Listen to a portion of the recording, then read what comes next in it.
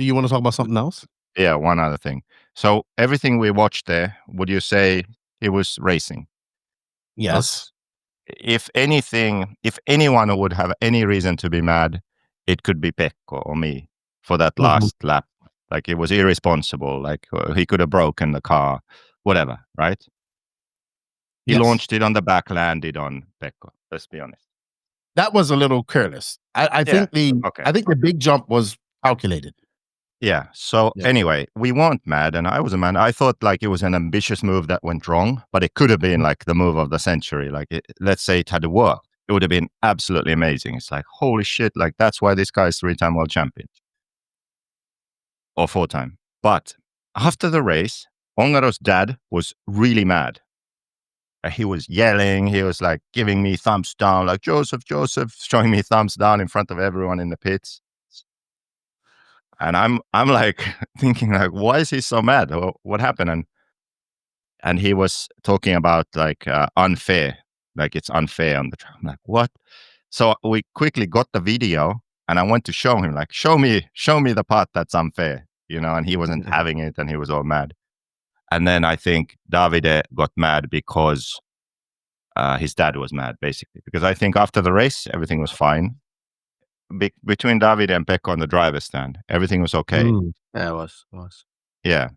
But then in the pits, for some reason, now there was drama. And at the end, I just walked away and said, like, you guys are bad losers.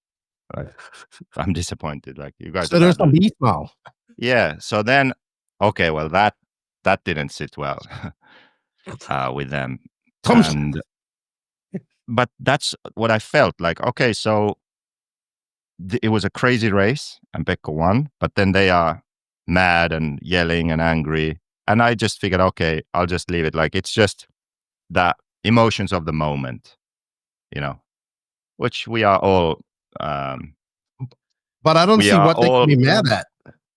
Well, I think just the fact like it's such a close race, and then there's drama, and then you lose. Like you don't necessarily think logically at the time; you just react with emotion. Okay, so I'm like, okay, that's fine. Then second main clean from the start. They finish 1-2. Then the third main, Pekko gets by early on. Then Lats gets by Ongaro too, and Pekko. So Lats is leading, Pekko second, and then Ongaro jumps into Pekko. They both crash. Ongaro gets the worst of it. Pekko drives back up to second and catches Lats, but doesn't win. And he had to win the last main to win the overall. So you could say that benefited Ongaro to take Pekko out. I don't think it was intentional because there was a marshal standing in the way of the corner. But still, so even then, if we just look at facts, no emotions, just facts. In the first race, Ongaro landed on Pekko and they crashed. In the last race, Ongaro hit Pekko in the E and both crashed, right? And then won the overall. On the flip side, in 2 of the mains, Pekko passed Ongaro clean. Those are facts, okay? No emotions, no opinions. Those are just facts. So looking at that, I do not see a reason for Ongaro team to be angry at me or Pekko. Correct? I don't see a reason. So then... No, I don't see one at this point. Yeah, so then after the race, I go to just congratulate after A3, like, good job, congratulations. And the dad is so mad, he won't even shake my hand. And Davide says something Italian to him, and he shakes my hand. So I just... 2 things. 1, I've heard a lot of stories about Ongaros, like how they behave in Italy and this and that. And I've only had a very small taste of it when Ronne Falk was running for Mayako. And there's this thing, like, to be great at something, you need a certain mindset. And often it's one that can cause issues in relationships when they are a threat. Like as long as, oh, Mayako isn't a threat, JQ isn't a threat, Pekko isn't a threat, everything's fine. But then when you enter that level, like this is now a threat, something changes. Okay. And I don't think I'm that way, but I need to remember that, I think. And that's something that I did notice for sure. And maybe some of those stories that you hear, practicing on the Euros track before the race, or just testing the track. Oops, the transponder was plugged in. These kind of things. When you look at those things in this light, it raises more questions. Do you understand?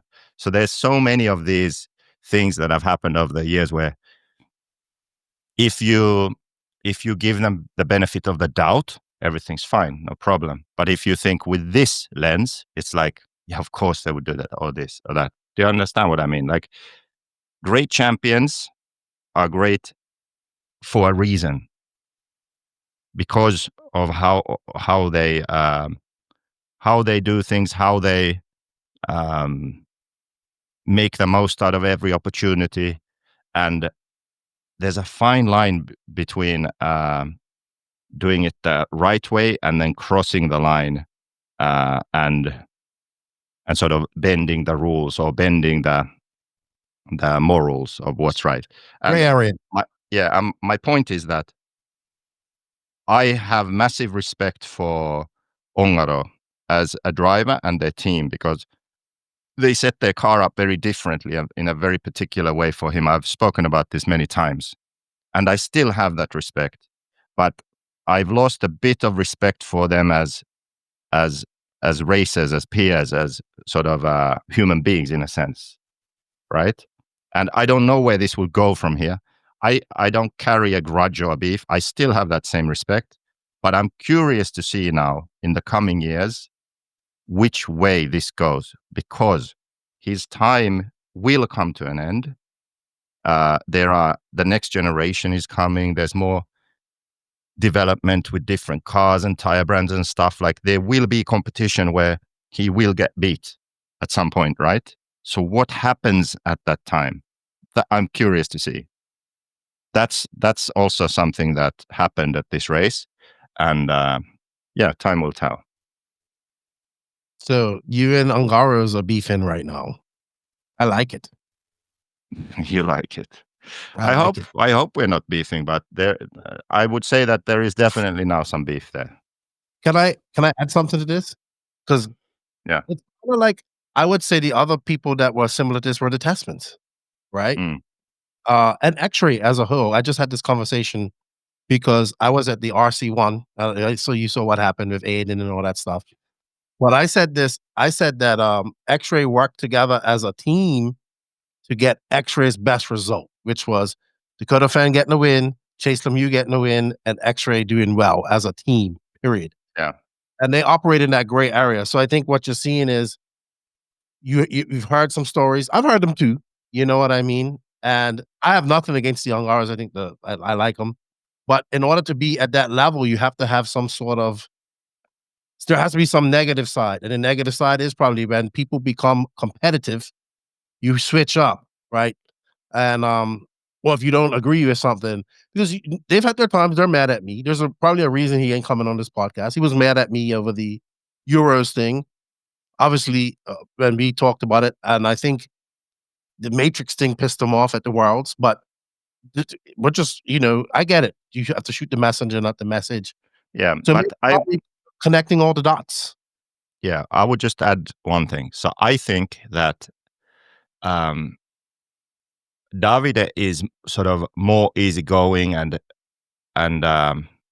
more open, kinda in a sense, than the father. Okay, and then Mauro is the one who, in the moment, then affects Davide in a negative way. I think that's my opinion. That has been my experience. But also, then Davide is sort of, I would say, after the fact, then sort of not really open to have conversations, or very sort of dismissive, or sort of part of the problem after the fact, I would say. So I just think that when the stakes are high in racing, when there's money involved, this is inevitable to some extent. But I would hope that people would still be able to separate the racing from personal stuff. I think that that's something to keep in mind, because all of us who go to the races, we want to win. We want to do the best, and we try to do the best we can. Sometimes you win, sometimes you lose. And when you lose, I don't think that you should sort of tarnish the win of whoever won. And look back. When Ongaro was winning, people were saying he was using a gyro or whatever. Who defended him? Do you remember? I did, right? And I still would. So it's not personal in that sense. So now having some undefined beef because Mauro Ongaro got mad in the moment because his son lost the race and not even the overall, I don't think it's worth it. I think that's also just part of their nature, part of being competitive, and I think constantly being scrutinized about their, obviously with the gyros and all that stuff. So you develop a chip on your shoulder, but Pekko, sounds like you're involved in this beef now. So you and Ongaro are gonna go at it at Euros, and may the best young racer race. Young racer win. I will say this. I really wish that Ongaro would start coming to some American races. I wish he would be more of a fighting champion. With that said, I think he's still one of the favorites going to Thornhill next year, and could be a 4-time world champion. But I think that, and I've been critical of this as long as he's been a champion. I wish he would. I wish he would go to these races. Not doing well at these races until he does well will make him a better racer, you know? And, I wish he would come over, because you're a 3-time world champion. I get it, there's pressure on you to win at all these races, but you're not. So there are gonna be races you're not gonna win. Come over and let people see you race. Like, I really wish you would, instead of just handpicking races you can do well at. And that's probably another thing. He doesn't travel internationally much. He's done well at this race. I think he didn't win it last year, or he came back to win it last. Yeah, he won. The competition at this race is starting to get higher, so faster people are coming. So it's not that easy of a cakewalk for him, but it's also, what can I say? Winning this race looks good, right? Yeah. But that's And part of it. It's like Degani says, like, stop coming to these races where you're not. Stop coming to these races. What does he say always? The way where you're not the king or where you're not the champion. Like, yeah, stay like stay at home. Like, Yeah, he stay at says home. this like to Robert or Savoya or these guys, like, stay at home where you're a king, or where yeah, I know what where you you can mean. win and do well, instead of But coming to America and then being in the B main or C main. Like, it makes you look but he bad. needs to do that. I think he needs to do that. Yeah. So I wish he would, because I want to see him race more and all that good stuff.